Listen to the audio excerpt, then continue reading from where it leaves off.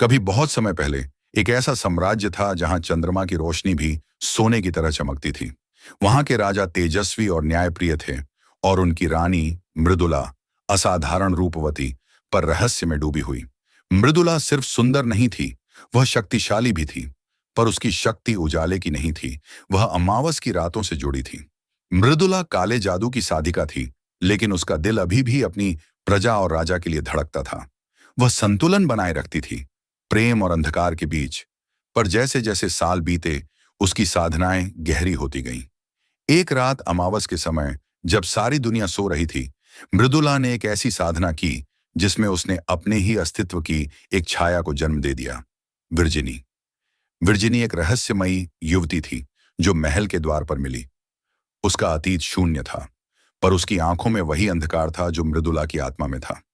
मृदुला ने उसे छुपाया, सिखाया और उसकी शक्तियों को जागृत किया। पर समय के साथ विरजिनी मृदुला से अलग सोचने लगी। वह सिर्फ मृदुला की परछाई नहीं थी, वह खुद को अमावस की असली रानी मानने लगी। राजा के लिए यह कठिन समय था।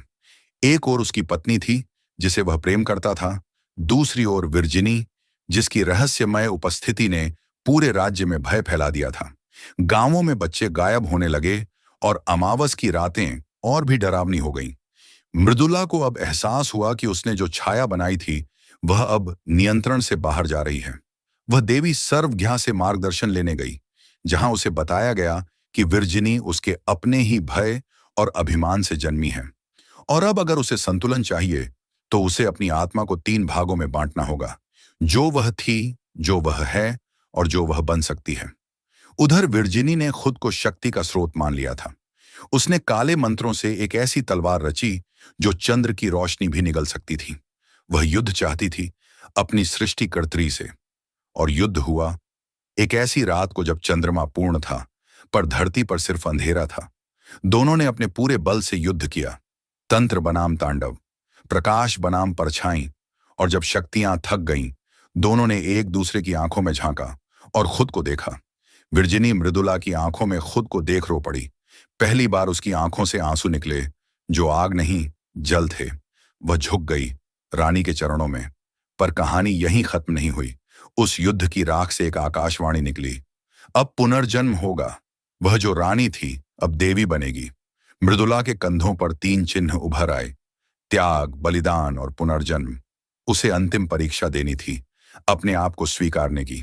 उसने ध्यान लगाया, अपने 3 रूपों से भेंट की, एक अबोध राजकुमारी, एक अमावस की रानी और एक देवी। उसने देखा कि हर रूप में वह एक जैसी थी, प्रेम, शक्ति और करुणा का संगम।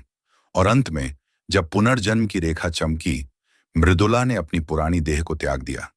उसकी आत्मा एक दिव्य आभा में परिवर्तित हो गई और वह देवी कहलाई। विरजिनी उसकी अनुयायी बन गई और राज्य को एक बार फिर शांति मिल गई। लोग अब रानी को नहीं, देवी को पूजते थे, जो अमावस की रातों में भी उजाला बिखेर सकती थी। अंत।